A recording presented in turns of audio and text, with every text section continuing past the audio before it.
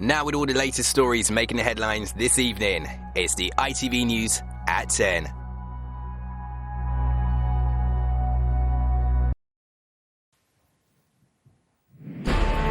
Russia widens its onslaught against Ukraine as it bombards yet more cities. As the war draws closer to the capital, Kyiv, yet again civilians are caught in the middle of a new Russian offensive. It's not clear why this factory was targeted, but this could represent a new front in this war, as the city of Dnipro waits to see if it will be hit with more airstrikes. It's not just a war. It's state-sponsored terrorism by a powerful country against us. As Russia makes bizarre allegations that the West is plotting to use chemical weapons in Ukraine, the US responds. Russia has a track record of falsely accusing other countries of the very violations that Russia itself is perpetrating. Also in News at 10 tonight. A new information iron curtain as Moscow blocks Instagram. Russian dissidents challenge how to carry on without Abramovich's millions. As long as we have enough shirts and as long as the bus is full of fuel, we will arrive and we will be competitive. The Queen cancels another key appearance as Prince Harry confirms he won't be making Prince Philip's memorial. And one of Hollywood's best-known writers tells us no script could do justice to President Zelensky's transformation from TV star to war hero. He is showing leadership qualities that haven't been seen in this world for a long time.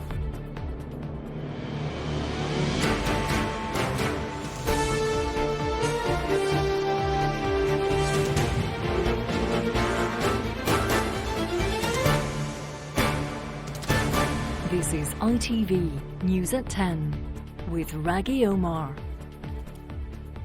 Good evening. Ukrainians living in places that had not yet come under attack from Russian forces may have hoped and certainly prayed that they would remain safe. Those hopes were destroyed together with large parts of Ukraine's fourth biggest city, Dnipro, a hub for aid and for refugees from further afield. It was hit by airstrikes for the first time. In fact, more targets came under fire than ever before in western Ukraine, as well as in the south and the east. If that looked like a widening of the offensive, there was also an ominous change of tactic involving that long column of tanks and other armoured vehicles north of the capital, Kyiv. They have been splitting up and fanning out into nearby forests and towns. Dnipro had been spared until this morning. Just after dawn, a shoe factory was hit in the heart of a residential district. This building was destroyed, and with it, an entire city's peace of mind. Until now, they've been watching the horror of this war unfold in other places. Now it was right on their doorstep, and for some, it was too much. This couple were leaving, unsure when they'll come back and what they'll find when they do. It's not clear why this factory was targeted, but this could represent a new front in this war, as the city of Dnipro waits to see if it will be hit with more airstrikes. I beg you to tell the world about another act of state terrorism. It's not just a war. It's state-sponsored terrorism by a powerful country against us. As we filmed the smouldering wreckage, suddenly we were told to run for cover. Sirens suggesting another strike might be imminent. We've just heard the air raid sirens going, and we've been told to take cover, so we're coming down into the metro now. In the sanctuary below, families who'd been here since early morning, too terrified to move, children bewildered by the sudden plunge into a conflict that until now had been something they'd only seen on TV. This man was injured by flying glass when the bomb fell. His wife doesn't know what they'll do, saying it's all too unpredictable. And today other cities were also experiencing this sudden jolt of war coming without warning. This was the historic city of Lutsk, an hour from Poland, but a world away. And in the western Ukrainian city of Ivano-Frankivsk, plumes of smoke from airstrikes which are bringing the war ever closer to the borders of the European Union. The fighting around Kyiv is becoming fiercer and getting closer. Ukrainian soldiers engaged in gun battles to hold off advancing Russian forces.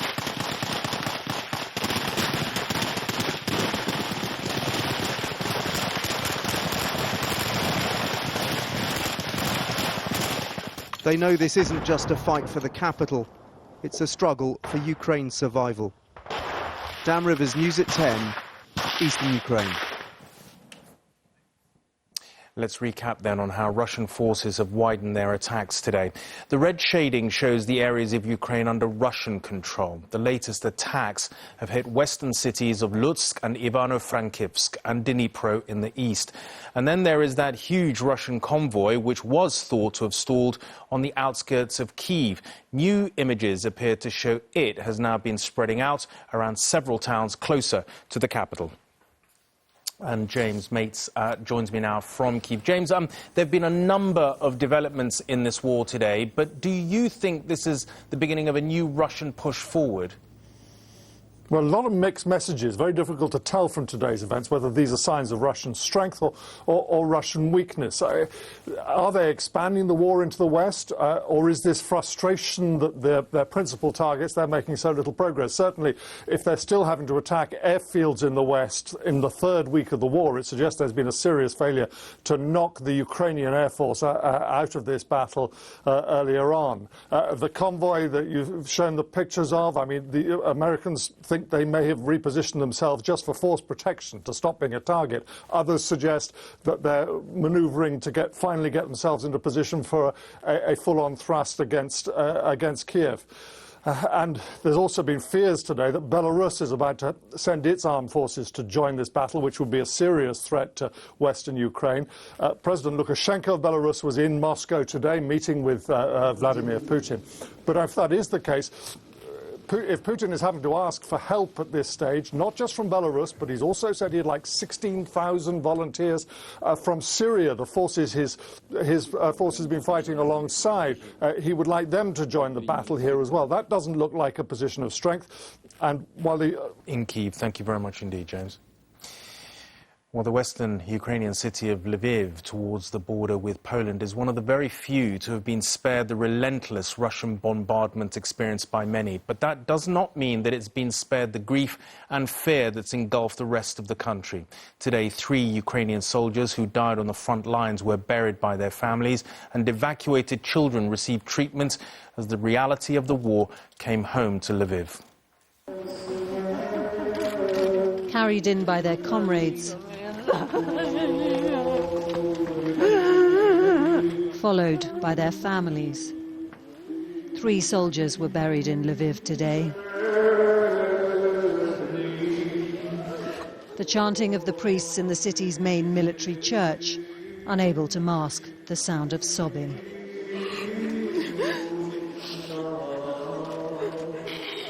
Maria's son was killed in the fighting in the south. He was only 26. Lviv might have escaped the shelling so far, but it has not escaped the pain.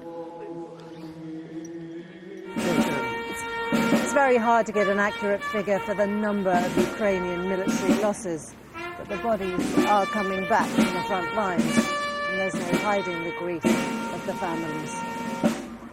It's not only Ukrainian soldiers counting the cost of this war. In the children's hospital, we met some of its youngest victims. Kira is just 9 months old. She has shrapnel in her leg from a Russian attack that almost killed her. Did he say that he was on the phone to his wife as this was happening?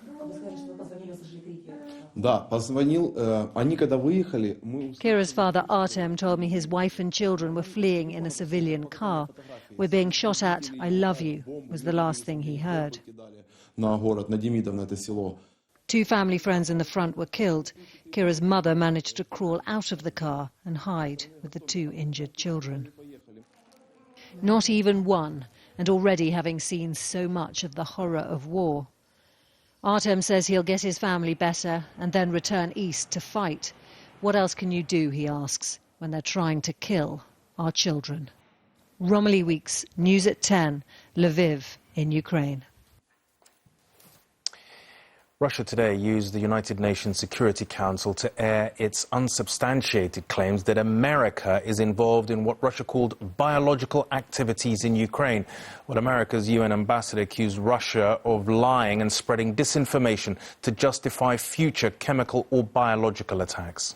On the territory of Ukraine, there was a network consisting of at least 30 biological laboratories in which very dangerous biological experiments are being conducted, aimed at strengthening the pathogenic qualities of the plague, anthrax, tularemia, cholera, and other lethal diseases. Russia has a track record of falsely accusing. We have serious concerns that Russia may be planning to use chemical or biological agents against the Ukrainian people.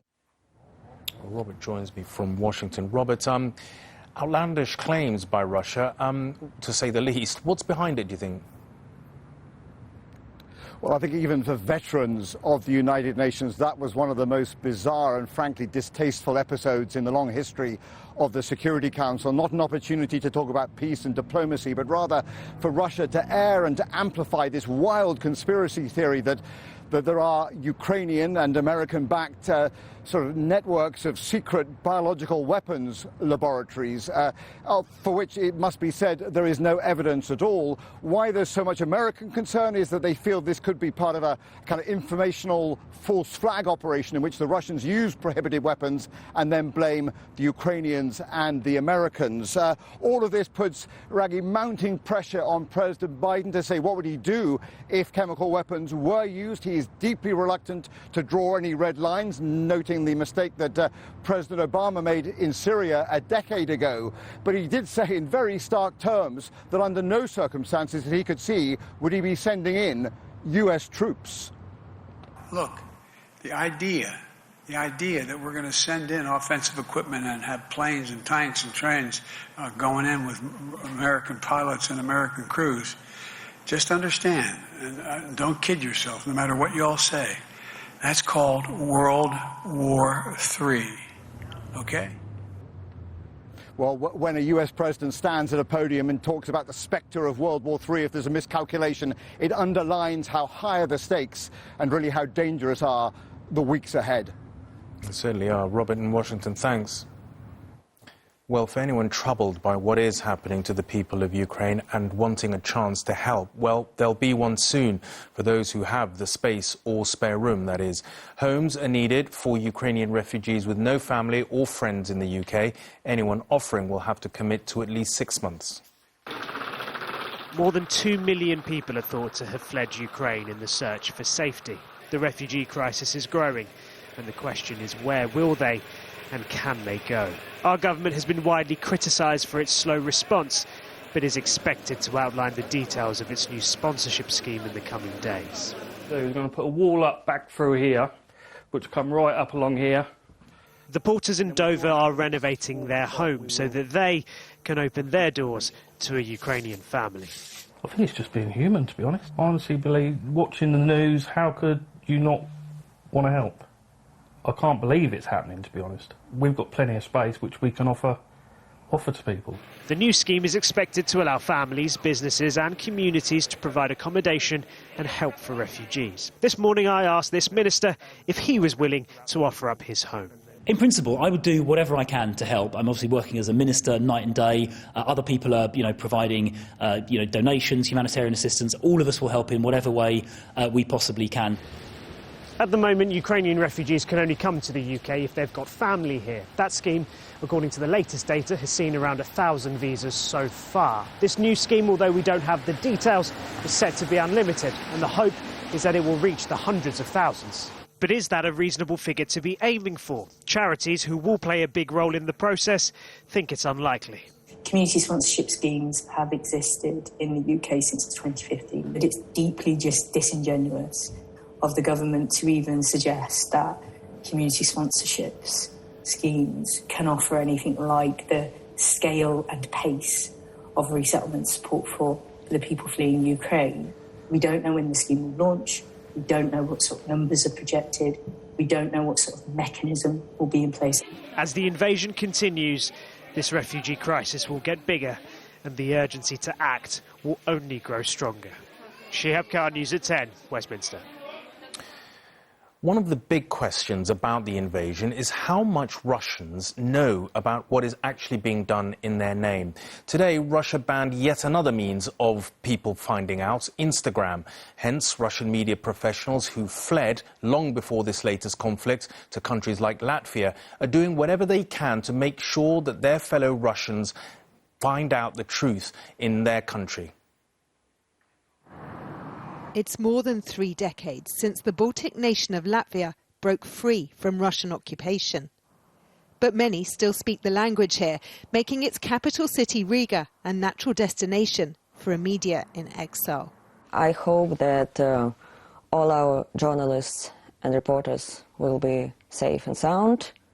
Ekaterina works for an independent Russian news organisation that moved to Riga when reporting restrictions began to tighten 8 years ago. Now it's far worse. We were blocked on Friday in Russia, but people continue reading us. The number of readers has increased dramatically, so people really need news. And this is why. Last week, Rain TV, the last independent news channel within Russia, closed. Its demise leaving only state-owned stations that insist Ukrainian civilians are being protected. New laws mean this anti-war video, released just after the invasion, would now cost its creator up to 15 years in prison. He's already in exile in Riga. What would you say to those who would ask why you didn't stay and resist? I think that my strength is a word.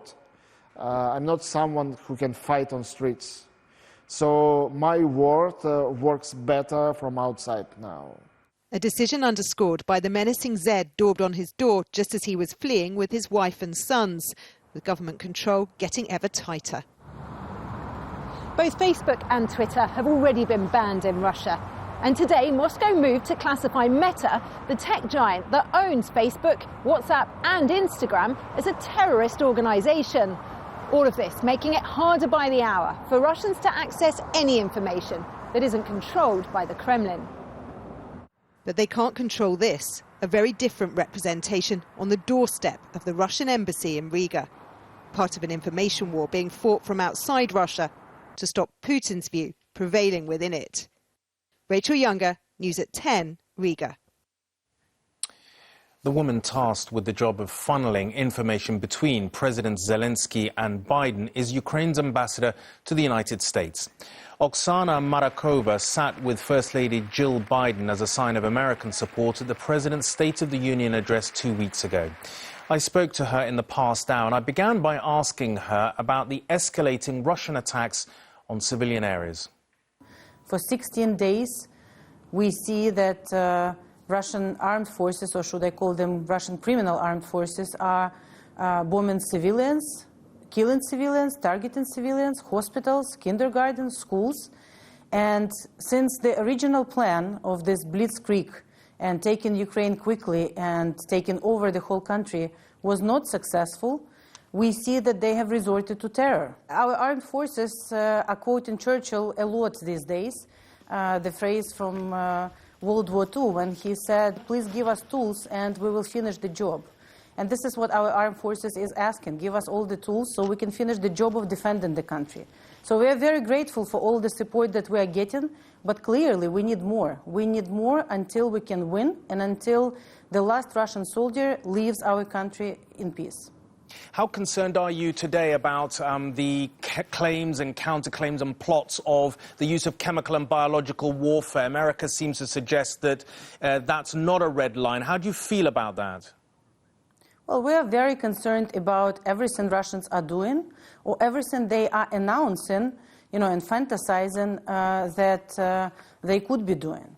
So we have quite a number of the nuclear plants on our territory, and we know that 2 of them are already in control of the occupying forces. And now hearing these fakes from Russians that there could be something used by Ukrainians clearly sends a message that they might be contemplating some kind of, again, shameful operations. Ambassador, do you see in the third week of this war, this invasion, that there can be an end game, so to speak, to stop the fighting? So it was Russia that started this war. It was Russia that attacked us brutally. It was Russia that crossed the border of a sovereign country and now kill the civilians of another country.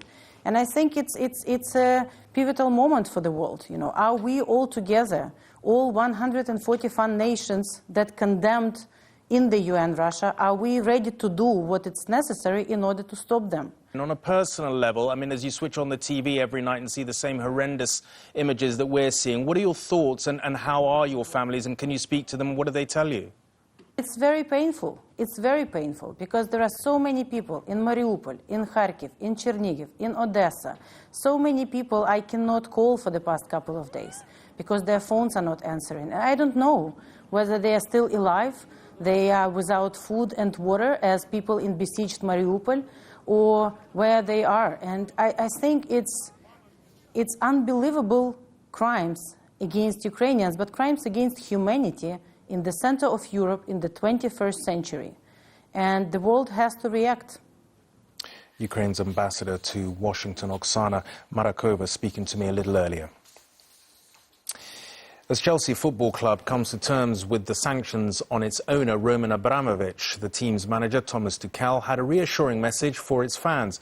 Well, fairly reassuring. So long as we have enough team shirts and a team bus to get to games, he said, then it'll be business as usual.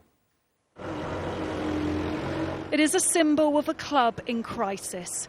3 mobiles spent millions to have their logo on Chelsea's shirt, but now they can't distance themselves from the club and its Russian owner quickly enough.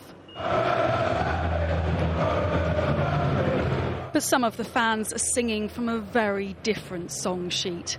Roman Abramovich's name reverberated around the stadium again last night ahead of their match against Norwich. Chelsea's manager has suggested the club should show its support for Ukraine on the front of their shirt, a gap left by its sponsor. You can always wear a message for peace, and it can never be the wrong message. So, of course, maybe the worry is more to find enough shirts that we play with the sanctions. But as long as we have enough shirts and as long as the bus is full of fuel, we will arrive and we will be competitive. Abramovich has been sanctioned by the UK government because of his links to President Putin, meaning he can no longer bankroll Chelsea. And tonight, the club's company credit cards have been temporarily suspended. Under the government's restrictions, Chelsea can fulfil their fixtures this season, but they cannot, for example, sell merchandise or tickets. Now, the club are asking the government to review this licence, they say, so they can continue to operate. One source here has told me that if that doesn't happen, they will quickly go into the Reds. As a player, Frank Lampard won every major trophy going during Abramovich's ownership. A lot of players, I think, generally in my experience, will just concentrate on the job in hand. And I try to do that as a player. But this is a bit bigger than that. I understand that. There is some doubt in the future and uncertainty. And not just Chelsea. I think we're watching the news every day and understanding what's happening in the world. It's bigger doubt and bigger perspective than ever. The government is making a high-profile example of Abramovich. The question is whether Putin really cares. Amy Lewis, News at 10. To other news, and there aren't many more important dates in the Queen's diary than the annual Commonwealth Day service. However, this afternoon it was announced she won't be going to it on Monday. Prince Harry has also pulled out of Westminster Abbey service, the Duke of Edinburgh's memorial service, but for rather different reasons. Let's join Chris, our royal editor. Chris, what's the palace said about both these things? Well, 2 no-shows, Rageh, both announced today at Westminster Abbey. But let's deal with the Queen first. I suspect most people are more concerned about that one. Buckingham Palace was saying just yesterday that she still hopes to go to this event on Monday. As you say, a very big event in her diary, heavily inked in her diary, the Commonwealth Day service. But just earlier this evening, they said that she wouldn't be going and has asked the Prince of Wales to represent her. So the big question is, why? Well, if you look back at the pictures from Monday when she met Justin Trudeau, she's still able to do those in-person audiences. So we are to presume this is not COVID related, and it's much more to do with her mobility. In fact, we were told by some sources that it's to do with her comfort of getting from Windsor Castle to Westminster Abbey. Also, you think of that walk from the car down the nave and sitting during the service. It was clearly concluded that she wasn't able to do that and she's pulled out.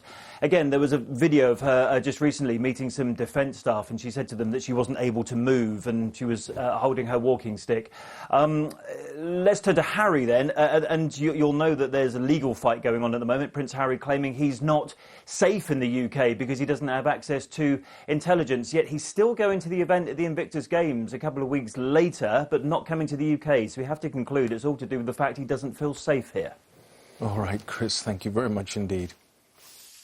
Now, it was 5 years ago that a report into institutional child abuse in Northern Ireland recommended a public apology to those who had suffered and survived. Well, today, finally, that apology was made. 5 members of the Northern Ireland Assembly, one from each of its main parties, said sorry on behalf of the state, which they said had let children down for more than 70 years in state and church-run children's homes.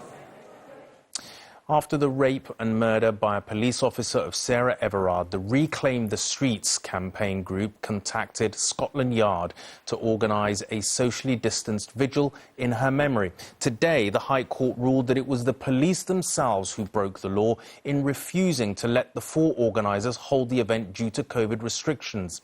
What happened instead was a spontaneous vigil and protest in Clapham in South London. The court said the Metropolitan Police breached the 4 women's human rights of freedom to speech and assembly.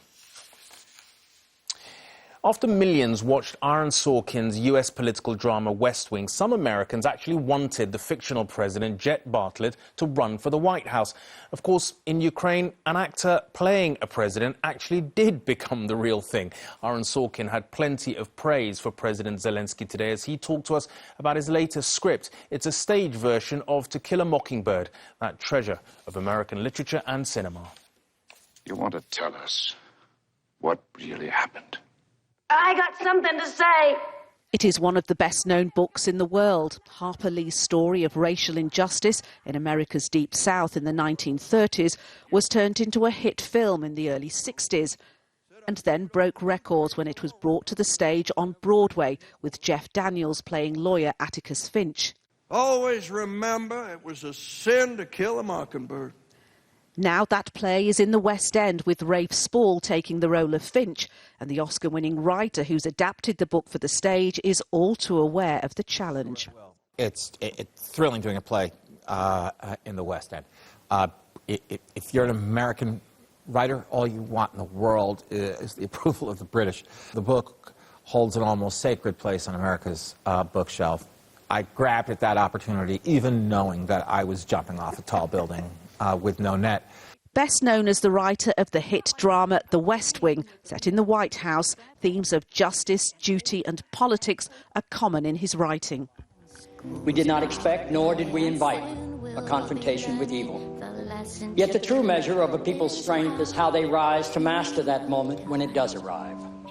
Do you think you'd be capable of writing a Vladimir Zelensky story? If you're talking about writing the very improbable story of a comedian becoming president, yes, and not as farce, not as satire. I'm so impressed with this man that I don't think it's actually quite fair anymore to call him a comedian. He was a professional comedian, but plainly he had this in him, or he is simply someone who could rise to the occasion. Lucille Ball's a threat to the American way of life. In the meantime, his screenplay for the film Being the Ricardos is up for a BAFTA this Sunday. On the big screen, the small screen and the stage, Aaron Sorkin is a dab hand at them all. Nina Nanar, News at 10. That's it for tonight. We'll have a special programme on Ukraine from 7 tomorrow morning here on ITV. In the meantime, you can keep up to date on the ITV News website. But for me and everyone on the programme, good night.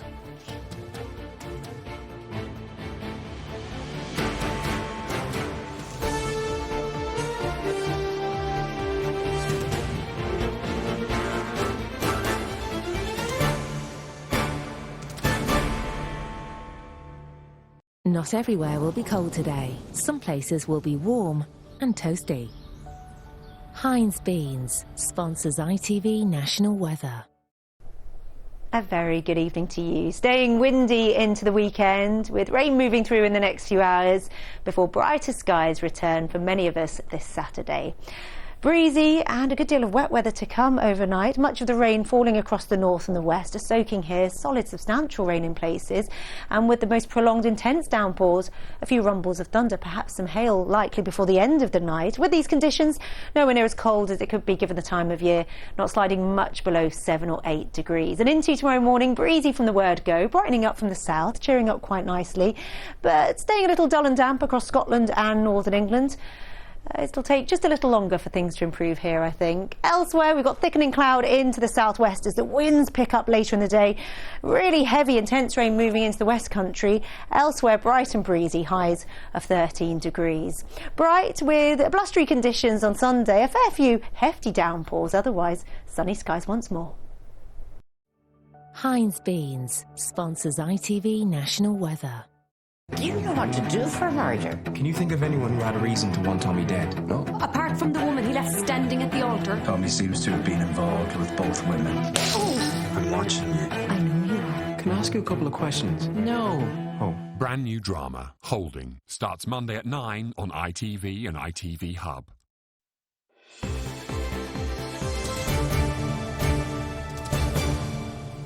Good evening, I'm Faye Barker. The High Court's ruled that the Met Police did breach the rights of the organisers of a vigil for Sarah Everard a year ago. Reclaim the Streets wanted to hold a socially distanced vigil for Sarah in Clapham after she was kidnapped and murdered by a serving police officer. The Met, though, told them it would break lockdown rules and they could be fined or even jailed. Well, the group then withdrew, but a spontaneous vigil happened anyway. Well, today, judges found the Met's decision was not in accordance with the law. Our senior correspondent, Rageh Phillips, reports. It was a landmark decision, and the 4 women who secured the humiliating judgment against the Metropolitan Police were triumphant. Today's judgment is a victory for women. Last March, women's voices were silenced. Today's judgment conclusively shows that the police were wrong to silence us. It's almost exactly a year to the day since the vigil in memory of 33-year-old Sarah Everard descended into chaos as police tried to stop the event.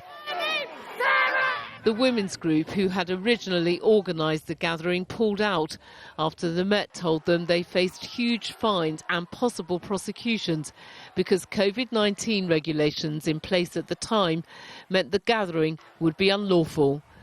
Today's damning judgment says the Met was wrong. The judgment unequivocally says that they did not uphold the law and they misinterpreted the law. And then every step along the way, they continued to misinterpret the law. And it wasn't like we didn't have lawyers saying that. And the organisers firmly believe the scuffles between police and protesters would... Oh my God, entirely. The police created the situation, exacerbated it, did the gasoline on it, gave it so much more. Not good enough.